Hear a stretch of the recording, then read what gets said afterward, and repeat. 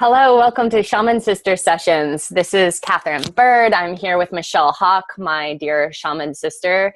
And we are bringing you this podcast every week, diving into topics that fascinate us and hopefully you in the realms of healing, consciousness, being a support to the evolution of humanity on the planet and everything possible in between. So we're excited to bring you these topics and super excited for our topic here today, which is past lives. And again, it's another episode where it's like, what, we haven't talked about this yet? Okay, great. I hope that we keep getting episodes that we can't believe we haven't talked about yet. So this is exciting. How are you doing, Michelle? I'm great. Thank you. It's interesting. We've talked around it though. So to speak to that, we have absolutely brought in past lives in terms of information of like ancestry and our soul DNA. That definitely came up in that episodes. But this is really specifically about, working with past lives. How do we touch upon them? How do we learn from them? How do we integrate them and carry it forward? So, and I'm great. Good. Yeah. And I think that this is right on time.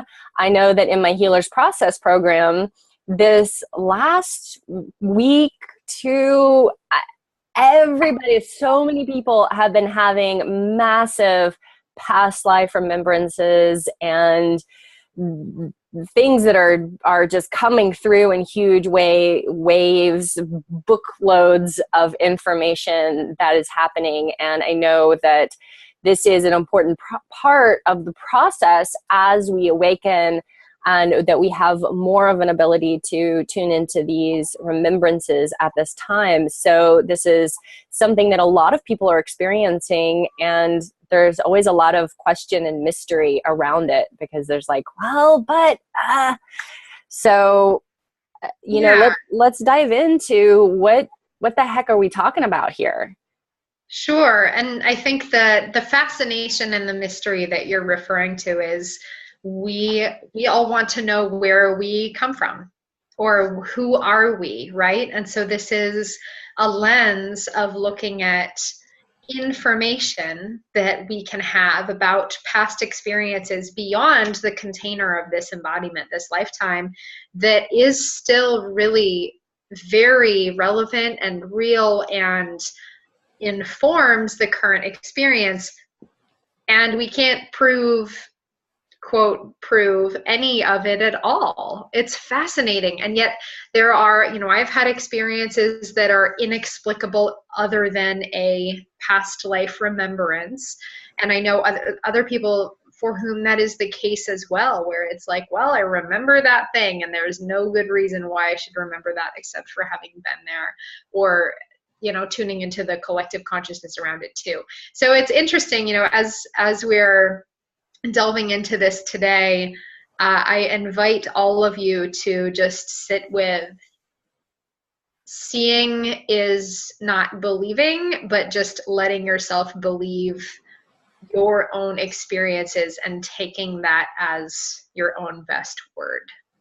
Exactly, yes. A lot of times, especially in the realms of the mystic, we tend to discount our experiences or think that we're making things up. We've been trained that, our imagination is what's at play, and any kind of thing that can't be nailed down to the floor with a hammer and a nail, that if it must be your imagination. And that's what we were told so many times as children, that we believe it. And so it takes kind of deconstructing that and starting to just sit within the realm of possibility, sit within the realm of maybe, sit within the realm of what if, and sit within the realm of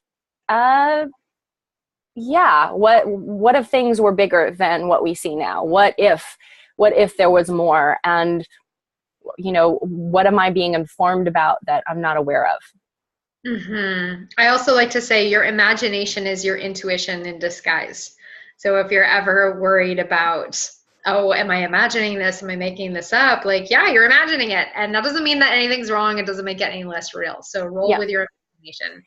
And I would also love to say that if you are interested in this as a topic and you start doing some searches out there, there are fascinating stories of people, especially small children. There are incredible stories of small children who remember names, places. They remember how they were killed. They remember things that they shouldn't remember. They can look at pictures of people that they never could have known and know their names. They have things that they say that are beyond just coincidental in any kind of way. There are lots of YouTube videos and things about these children and their stories, and then also some other stories throughout time of even adults who have remembered things to such clarity and precision that they've been able to, travel and find their ex-spouse or their parents or these different people. So it's kind of hard in the face of that sort of evidence to say, oh no, this is definitely not a thing. This is definitely not real. And then also we can look at different cultures around the world. They believe this is what they believed. They believed that this was the case. They believed that the Dalai Lama would be chosen based on the fact that they're being reincarnated. So it's something that has been in our cultural awareness for a very long time. It's just that it's been sort of not accepted in our Western society. We've kind of lost our belief in these things, and yet there's all of this proof everywhere. So if you feel like, well, I need more proof, there is a lot of really interesting, fascinating proof out there. So I invite you to explore that. And even if you don't feel like you need more proof, but you're just curious, that's out there too. I have a feeling, honestly, if you're listening to this, then you're probably on board with the whole idea of past life. We don't need to convince you, but let's explore this a little bit. So I think the idea of past life in itself is a little bit of a misnomer. Mm-hmm. Yeah, because time, can we all just sort of agree that time is not a linear concept? It's more of a spirally blob, right? That's the scientific term. The technical term is spirally blob. There you go. And I just saved you a lot of time reading papers. And it's we have these remembrances, I think partly because it is useful for us. We've agreed as humans that this is how we're experiencing time right now in this lifetime. We have agreed that time is a linear sort of construct because it allows us to work with the earth plane and work with our physical existence in a way that we wouldn't otherwise get to. Where we look at, some of the principles of Earth here, and I promise this is related, but some of the principles of Earth is that Earth is a free will planet, and we are at choice, and we are sovereign beings. So some of the details or some of the prerequisites in order for that to happen, Earth is a free will planet. We need to forget who we are so that we have freedom of choice, because otherwise, why would we act like horrible people, right? Unless, we had forgotten completely and it was our free will to do so. And that we are sovereign beings. We are self-governing. We are choosing the trajectory and enacting the trajectory of our choice in our lifetimes. And in order for that to happen, it sort of necessitates a linear construct of time. And so for the purposes of this lifetime, I live in a body that will, move through time in this sort of fashion, pretty much. And yet when we're working in the Akashic records, when we're working in the larger scheme, as soon as we step out of our earth bodies, we lose the need for that continuity. We lose the need for this sort of linear trajectory of time. And so the term past lives refers to, I think it's more accurate to say, lives that are other than the one that we are currently experiencing now, because I know people have remembered future lives too, Mm-hmm. and lives outside of the current embodiment. Right. It's way beyond our current ability to consciously fully understand.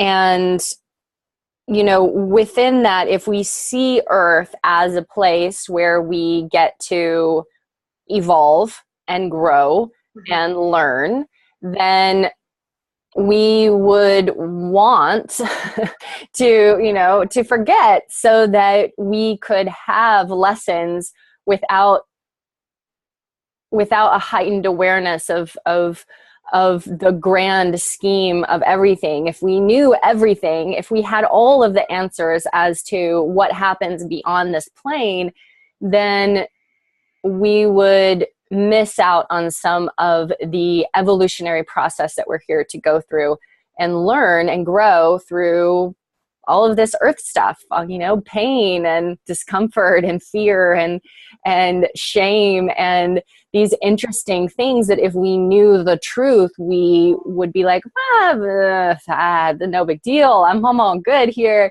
and so we're having these experiences here, but that doesn't mean that there isn't the ability for consciousness to be in other places and other times, having other experiences that we are in some way connected to. Mm-hmm. Absolutely. So when we're working with past lives, again, everything that we're sharing with you today is coming from the perspective of being in a body right now, having a lifetime that is happening right now, and working with lifetimes that are not in this body. They might be happening right now. They might be happening all simultaneously. Like, who the fuck knows? And yet, for the purposes of this conversation, we're referring to them as past lives, because that is easier for our human minds. So let's just sort of agree on the parameters of how we're addressing this today. And past lives are really useful for anyone who is choosing to do this work, especially for practitioners in the field or healers, or I think because it gives a lot of context of, why do I know the things that I know? How am I, how do I know how to do soul retrieval, and how do I know all these things? Oh, well, because I've done them already. I've been to shaman school in a bajillion past lives, just for example. And it's also very useful for just, kind of the lived experience, because it gives us more context for things that otherwise we couldn't explain. And I think that's where a lot of people come into this discovery of the idea of past lives, of like, oh my gosh, this gives me so much context for this thing that didn't make any sense. Right. And so we can have experiences or knowings in our life. We can have things that we're uncommonly sort of attracted to or obsessed with, specific eras of design or art or music or teachings from a certain area of the planet that we should have no connection to, and yet it feels home. And that is often a hallmark of this experience when we are having something that's connected to another. It's like our soul is reaching out on this web of experience, and we're feeling that light up over here. Oh, over here, this is my remembering from throughout space and time to this place. And we can feel this enormous draw toward a culture or a time that feels so connected to who we are, and we can't explain it. There's no current life explanation for why I would want to study this thing, why I would become just obsessed with this era of time, why I would be watching, these documentaries on this era, or wanting to watch the movies from this time, or wanting, feeling like I just have to go to this place more than any other place in the world. And it doesn't make sense. Like it doesn't make any sense. And yet it makes perfect sense. And this is often another piece of this puzzle when we start to tune into who we are on this deeper level, on this deeper soul guided level. Mm-hmm. Absolutely. I think it's fair to say that the past lives that particularly call us and the ones that are informing our current experience are the ones that have a lot of charge. So either something happened in the course of that lifetime that affected us profoundly in a good way or a bad way, or, you know, maybe both, or lifetimes during which we learned really significant lessons and we went through cycles of initiation and more becoming.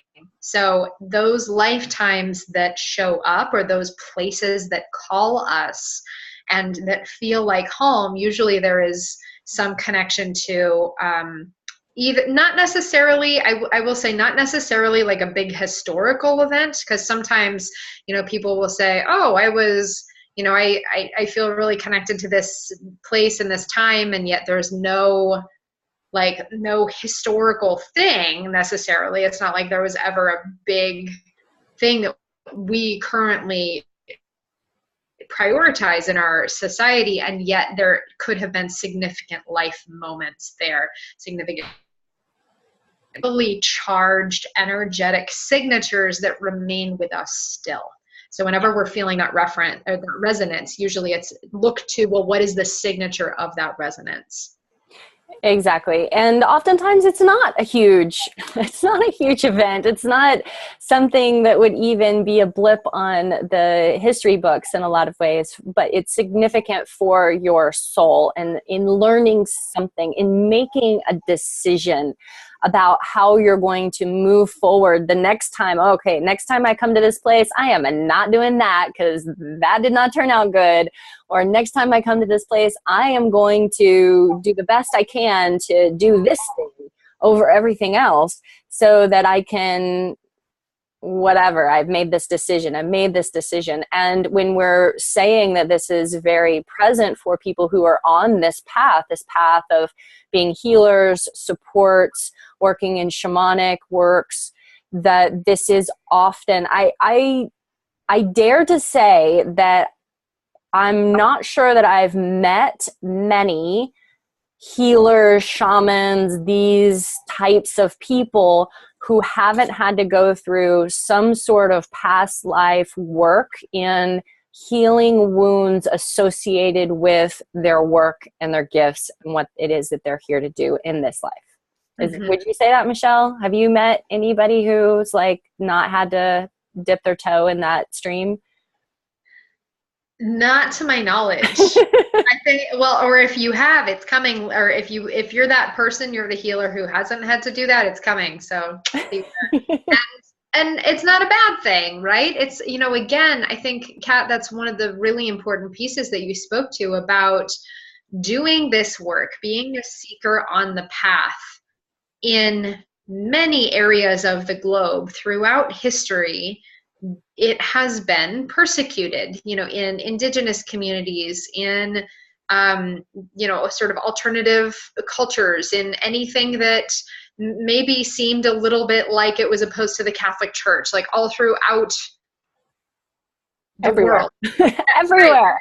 Right. Everywhere. If you were a mystic, if you were a seer, if you had some sort of gift of healing or knowing things, in some places, you were cool, you're golden. And those lifetimes are amazing to remember. But in a lot of places, and a lot of times, even up to present day, if you exhibited some of these traits, it was probably likely at some point that there would be some form of persecution or something coming at you, some kind of consequence for being who you are or following this mystical path.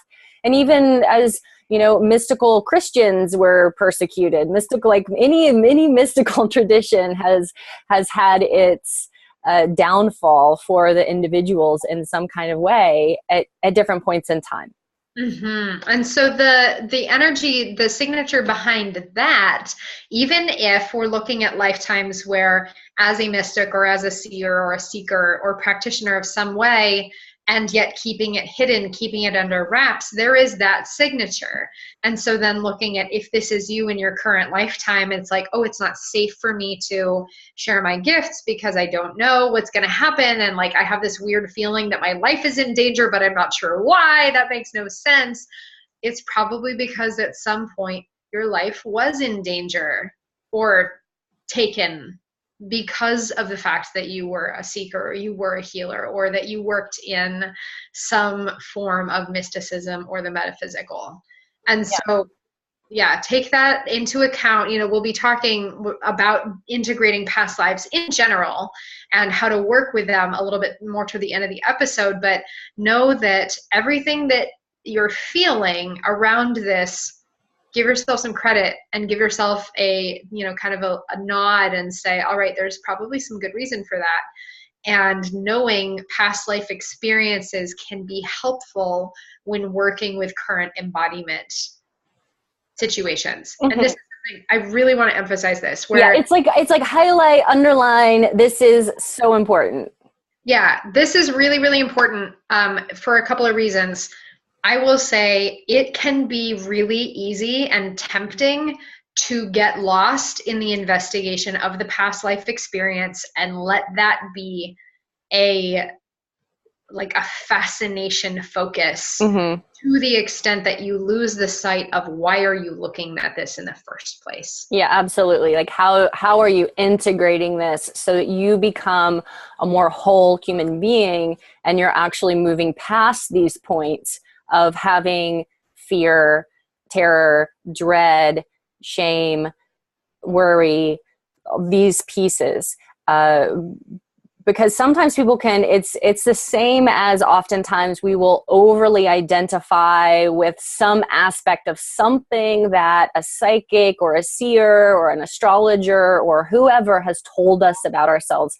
We'll become so invested in that, in that knowing that we now have, that we can utilize it as a way to sabotage ourselves and to keep ourselves from moving forward in the way that's going to support our work in the world.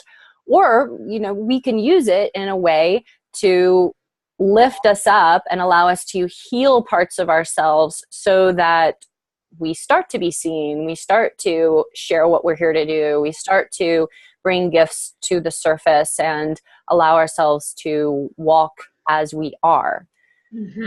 Absolutely. And so with that, remember why you are looking at past lives. I will share just briefly when I don't even remember when that was, when I first started delving into a lot of this and working with a shamanic mentor of mine.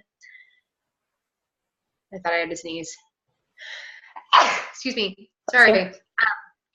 Working with I would have muted myself, but yeah, whatever. I was talking. Working with a shamanic. Usually I sneeze. Oh, Michelle, your sneeze messed up the whole internet, I think. Don't even hear it. You destabilized my internet.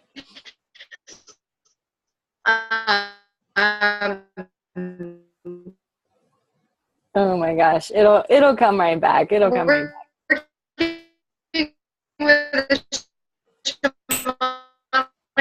Blah blah blah. Bear with it. So here it comes. I'm gonna come back around. Hey there, your sneeze completely knocked out the entire internet. Oh my God. So, okay. Powerful being. What can I say? You were working with a shamanic mentor. I was working with a shamanic mentor, and she was telling me some things about some past lives of mine.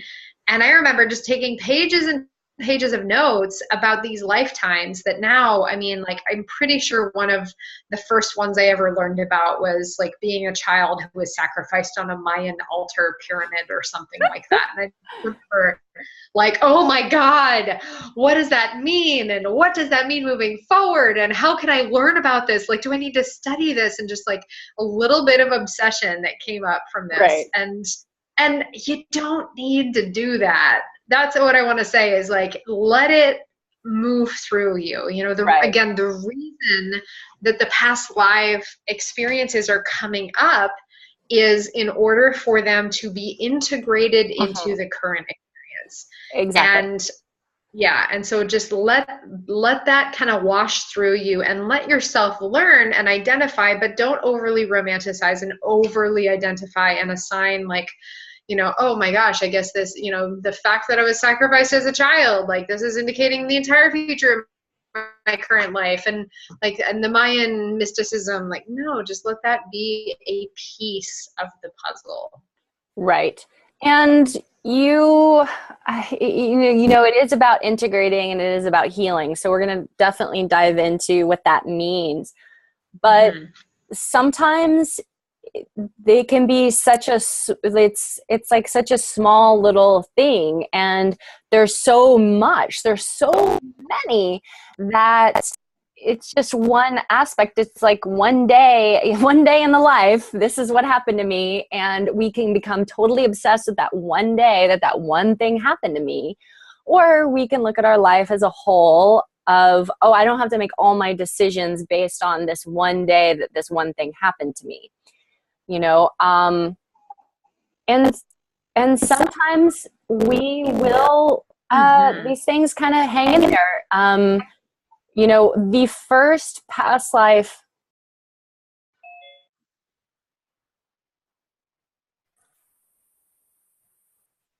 Sorry, everybody. We are back again.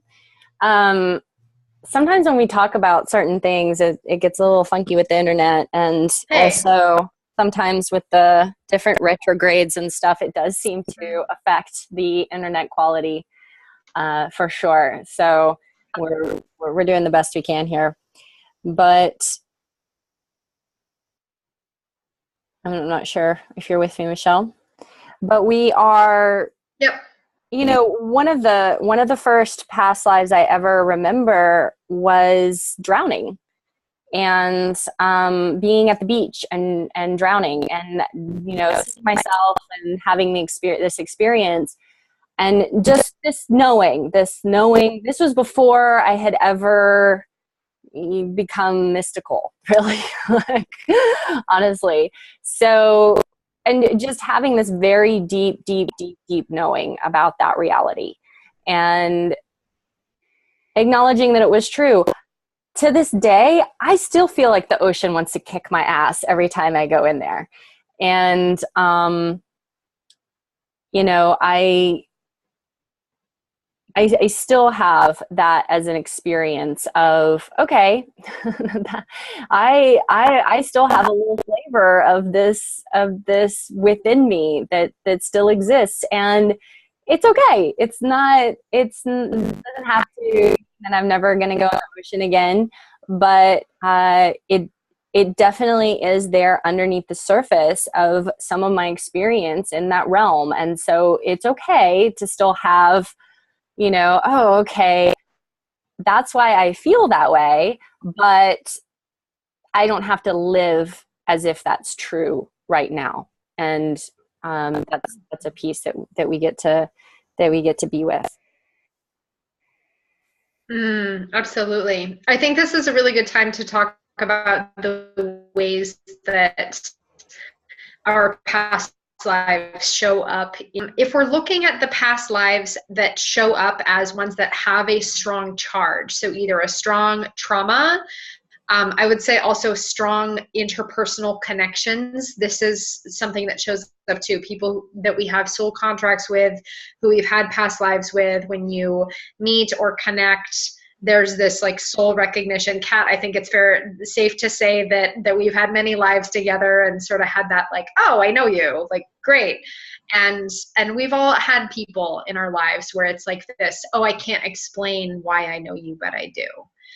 So charge around trauma, charge around recognition, charge around positive experiences, or around initiation cycles or challenges or teachings. And so that shows up in our current lifetime. If there are teachings or initiation cycles say, for example, I threw out, without any context or anything around it, like, oh, I've been to shaman school a whole bunch of times before, right?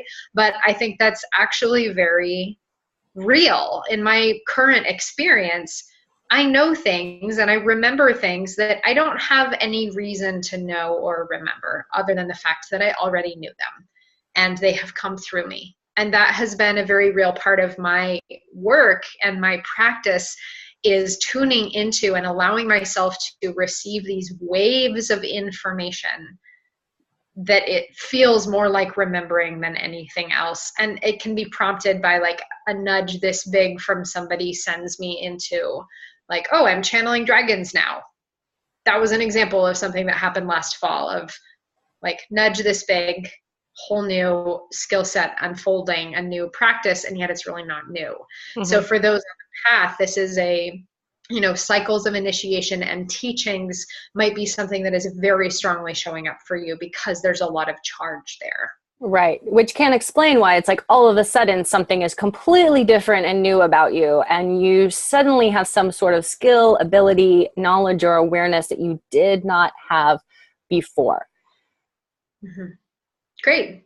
And another of these that shows up really commonly is signature of trauma.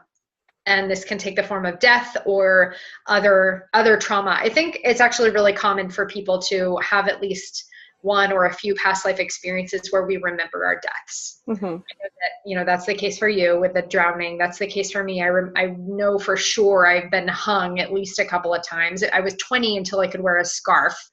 And I'm not kidding. Mm-hmm. And this, and I know that this is a thing because there is a lot of charge around leaving the earth in a traumatic way. Right. And then show up in, you mentioned the experience around the ocean. I had this, like, I can't wear scarves or turtlenecks thing for no good reason other than the fact that it scares the heck out of me. Why would it do that? And it can show up also in terms of bringing us through a pathway that highlights that experience. And I'd love to share a story that I'm pretty sure I've shared on this podcast before. I'll just do so briefly. I was working on my shamanic mentor, who I mentioned previously, and all of a sudden I saw this boy standing in my healing room, dripping wet, like a vision of a past life of hers. And he was like, I think he was like 10. And I just described this boy, and I said, just soaking, like making a puddle of water on my healing room floor, looked not awesome. He had drowned. And I shared this with my shamanic mentor. She said, how old did you say he was? And I told her, and she said, I drowned when I was that old in this body. And she said they had to resuscitate me, but I died by drowning. And she described the circumstance, and it was like almost to a T, mm-hmm. the same sort of thing that had happened in this past life. So we did healing work we offered healing to, and this was, I would actually encourage you to go back and look at the soul retrieval episode that we did 2 weeks ago, because this is what we did with this piece of soul that had fragmented off in a traumatic way through a traumatic death. We offered it healing. We integrated it. It's like I watched him grow up and look healthy, and all of a sudden this healthy piece of soul was ready to reintegrate and heal that part of her lived experience. Yeah. And I'll tell you that I almost drowned in the ocean at the same age that I have the past life remembrance of drowning in the ocean, because it was very clear that it was like late teenager. And when I was, I think 19, I almost drowned in the ocean and someone saved me. So, mm-hmm. It's the stuff comes around, it comes back around. And I also find that a lot of times when we have a very traumatic experience, a traumatic death, especially if it's connected to purpose and mission, or what we do, is that if we can go in and work with that, like you're saying, and heal that, help that part heal, to express itself, to express the emotions, to heal and reintegrate, then oftentimes what I've found in my clients and myself is that the stream of information from that lifetime can then come through that's been blocked by trauma. So it's basically trauma work, but working through space and time. So it's another way that we're able to integrate parts of ourselves so that we have these remembrances of who we are and what we can do. Beautiful. I love that. Yeah, letting the healing allow us to access the rest of the information of that lifetime, not just the traumatic part. I think is really important. So with this, and yeah, and so let's talk about some tools. Let's talk about some ways to play with this and some ways that this might be showing up for you.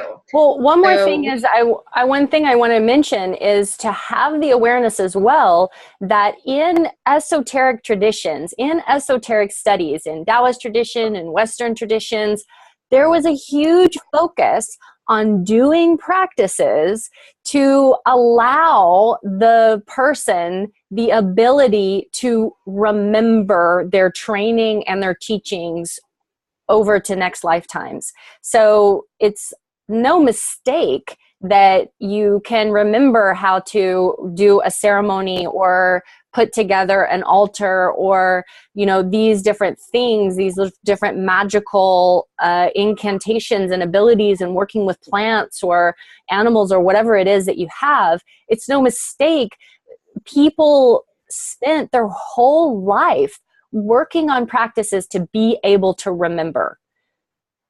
So you might be that guy. Great. So okay. So it's working. So let's talk about these tools. Let's talk about what do we need to do in order to work with this. I want to know what some of those practices are that I can do in this lifetime. Yeah, next time around, I want it to be even faster. Like I want to wake up with this shit immediately. So, well, I think that we're seeing that in a lot of children.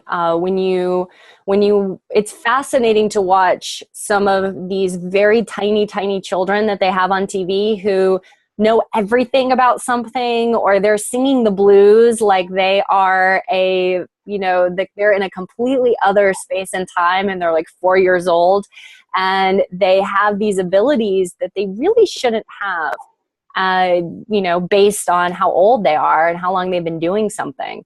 So, we are seeing it. We're seeing it in media on a constant basis. We're seeing people who are coming in a more actualized state. And I believe that over time, more and more people will be coming in this more actualized way. So next time, Michelle, you're going to be just fully 100%. Like great. You pretty much were this time anyway, but it was pretty close, but it could be even better next time. So with this, as you're looking into and as you are coming into remembrance of some of these past life signatures and past life experiences, I think my very first thing that I would like to invite you to do is just simply be curious, and be curious about and be unattached too. I will share that sometimes in past life work, it is very important to know the details, and sometimes it's not. That's the other thing of sometimes like we can just have sort of float into our field the awareness of, here's the past life that is coming up for healing. Do I need to know anything about it? No. Okay, and let that be okay, and trust that whatever minimal awareness you have about it is enough, and just intend for the healing and reintegration, and that's okay. I definitely fell into that a little bit at the very beginning of my journey because of that like fascination, right? That curiosity of like, but I was like, it doesn't fucking matter. Just let it wash through in the way that it needs to. Sometimes it is really important that you know all the details. Sometimes it's not. So be curious and be open and be unattached. Yeah, that's super important. I don't know. I think that to be able to do this work, it also takes a little bit of like a fearlessness in a way of like, okay, I might encounter something that sucks. Like, I might encounter something that doesn't feel good and it hurts, and I might even experience it in some degree in my body. I might have those emotions that come through, and to know that it's not going to last forever. This is not your default mode where you're not going to go crazy. You're not going to lose your mind because you have this experience, and it doesn't mean that you have lost your marbles. It is like, okay, this is just a thing. This is a normal, natural human experience that I'm having, and this too shall pass. And wow, it feels so fresh. It feels so intense right now. And what am I here to learn and gain from this? What do I need to do in order to heal this part of myself, to offer it? What does it need in order to feel whole and complete? And the awareness that this doesn't mean that I am stuck anywhere. This is the opposite of being stuck. This is not about becoming stuck in an emotional or traumatic or some sort of thing that now, now I'm stuck in this. Does that make sense? I think so. If it doesn't, please chat in and let us know. But yeah, great. I would like to add the impact that past lives and experiences have on our relationships.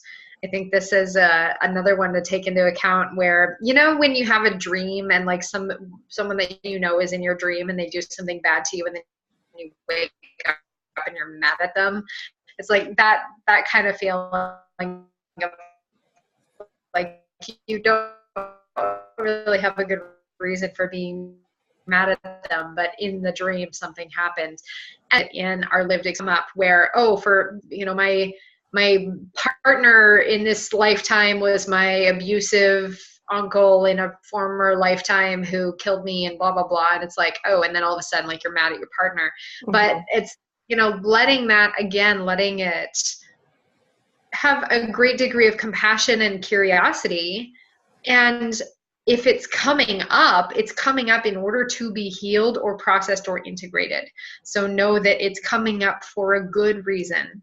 And know that there are people in our lives with whom we have very strong karmic connections, who we have perpetrated harm against, who have perpetrated harm against us, who we have had all sorts of crazy things happen with in our lifetimes. And sometimes that dynamic might show up in a relationship, in a current relationship. And then by bringing in the past life understanding, either we can release the dynamic, release the charge around the dynamic, or come into better understanding. And offer forgiveness if that's what's needed, or offer healing, or offer compassion, or maybe for ourselves, that same thing. So playing with that a little bit and knowing that, yes, it's all real. Yes, that person was that other person in your past life, but it doesn't mean that their current embodiment is out to kill you. Just probably not.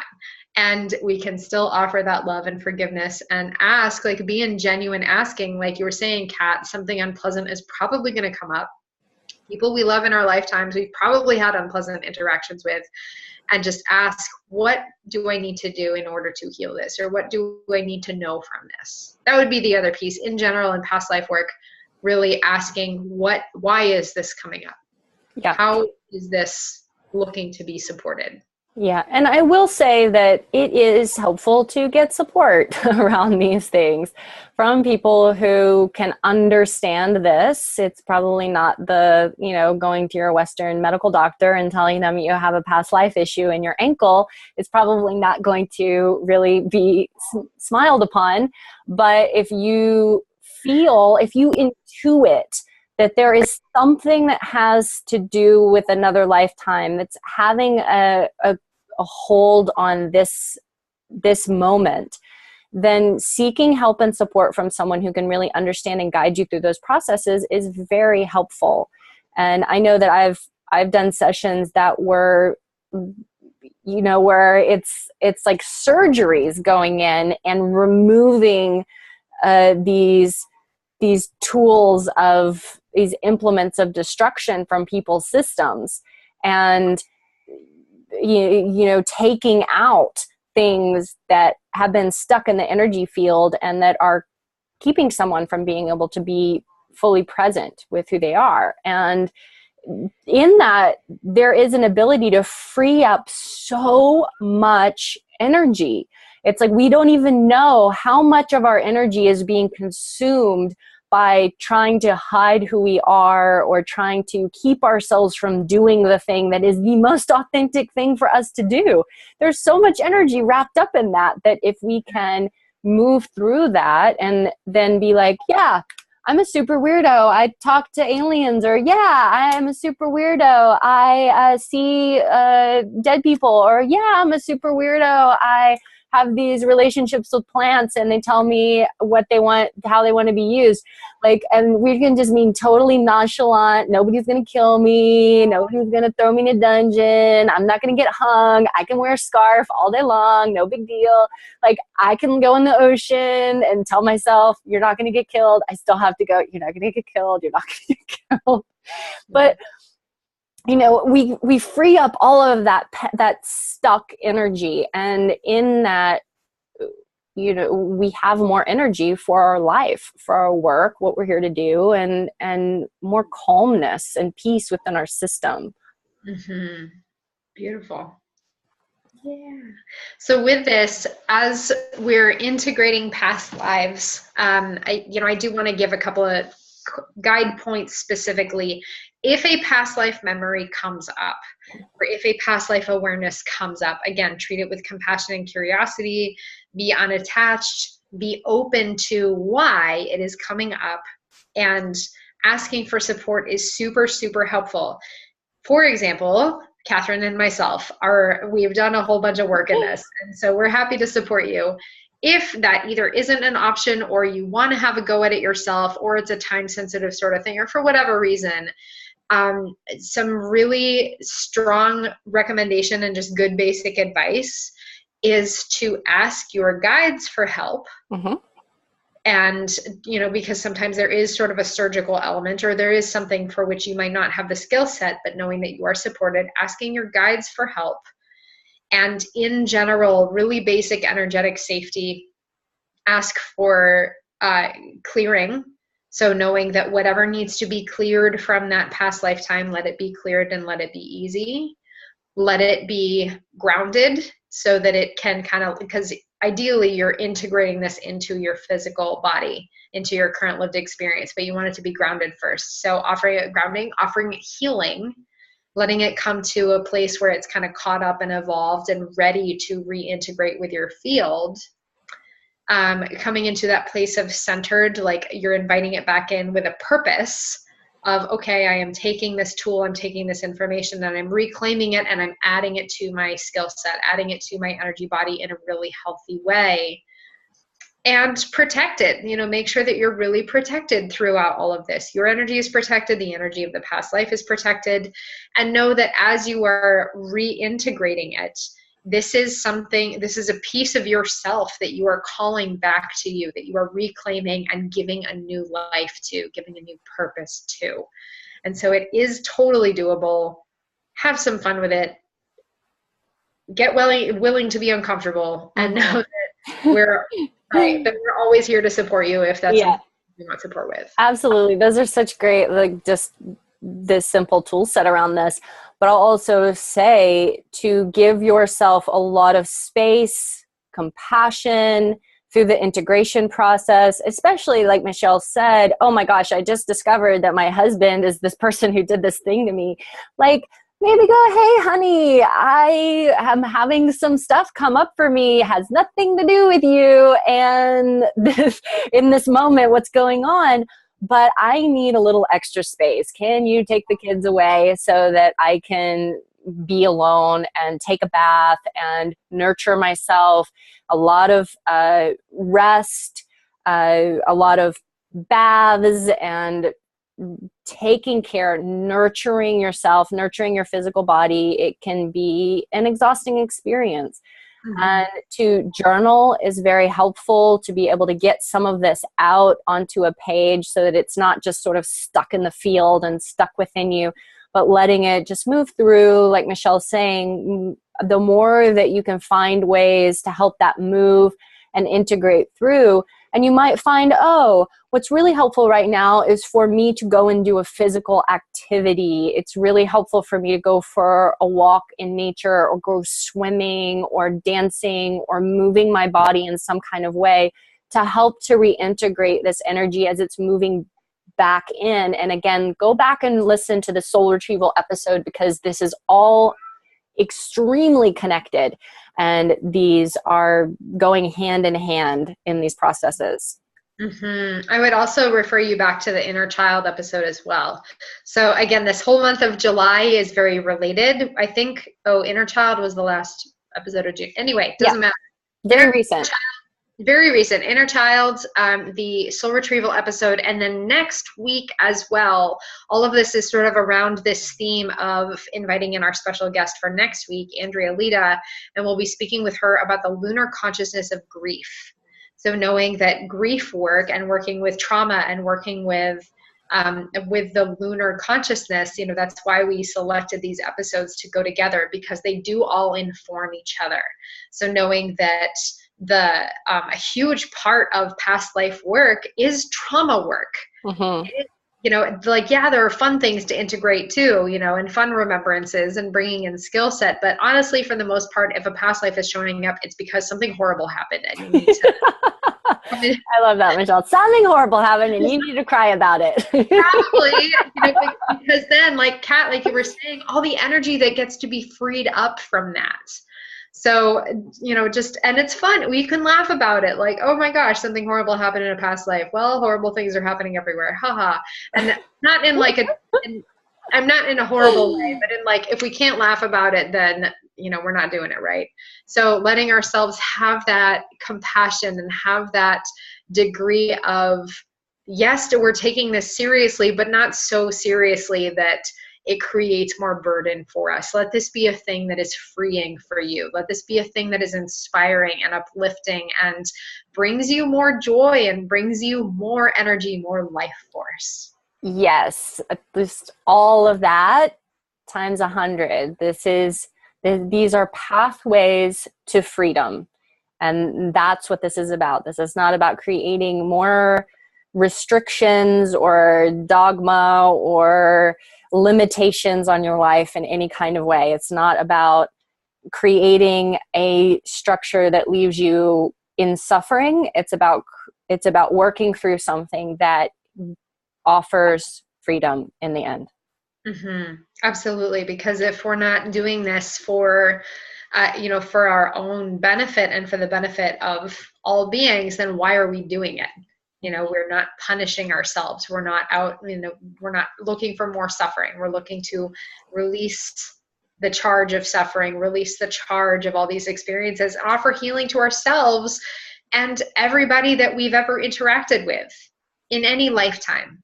So when we have these traumatic lifetimes, I want to add in one more piece that I don't think we've really talked about, and yet is totally vital for doing past life work, is forgiveness. Mm-hmm. So forgiveness practice is freaking huge when we're looking at, traumatic deaths, when we're looking at, soul contracts, when we're looking at harms that we have inflicted upon each other. Letting all of that be released and offering forgiveness for ourselves and to the experience itself and to the other people involved is so freeing up so much energy and so much vitality. Mm-hmm. Yeah. And it's paramount, the forgiveness piece. It's like, okay, well, who do I get to forgive in this experience? Oh, I get to forgive me. Yay. I get to forgive them. Yay. I get to forgive the time. I forget to forgive the place. I forget to forgive all of these things. And the process of forgiveness is a collective salve, and is one that if we get the chance to forgive, amazing and beautiful. Oftentimes we focus so much on the negative aspect of the thing, like, oh gosh, I've been through this horrible thing. But then we get to forgive, and that sends this stream of a higher vibrational frequency out across the planet. Every person that you get to forgive, every time that you get to forgive yourself, it adds to the collective healing of all of the people on the planet throughout all space and time. So this work is throughout all space and time. We get to go in and do work for the collective through our own remembrances. Mm-hmm. Beautiful. Well said. Hoy, so we gave you a lot of tools. Yeah. That was a lot right there. Let's just end on that note, knowing that you can always reach out to us if you have any questions. And please do go back and look at the soul retrieval and inner child episodes, and make sure to tune in next week as well on the 24th for special guest Andrea Lita, who is coming to speak with us about the lunar consciousness of grief. If you do have any questions or comments, or you want to let us know how this is landing for you, you can go ahead and reach out to us, shamansistersessions.com. We do have our contact information there.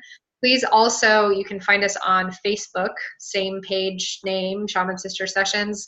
You can find all our past episodes on YouTube, iTunes, and Stitcher. So there are plenty of ways to access all this information. This podcast is free. It always has been. It always will be. This is our gift to you. And if you do feel called to support it, we need your help in order to make it happen. There are a lot of behind the scenes fees that go into producing a podcast. And we would like to not ever have ads, not ever have that be a problem. So if you would like to become a patron of the Shaman Sisters, we would happily receive your support. Even $1 a month is helpful. You can do so at patreon.com/Shaman Sister Sessions.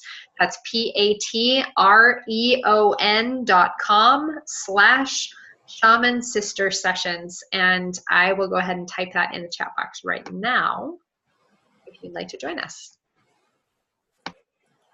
And you can also reach out to us via our website, shamansistersessions.com, our Facebook page, and so that you know, as of June, very soon, next week, the week after, I will be in Portland with Michelle, and we will be offering very few, maybe one or two, actually only duo sessions, which is just one. We only have time for one. So if you're that person, you're lucky as anything.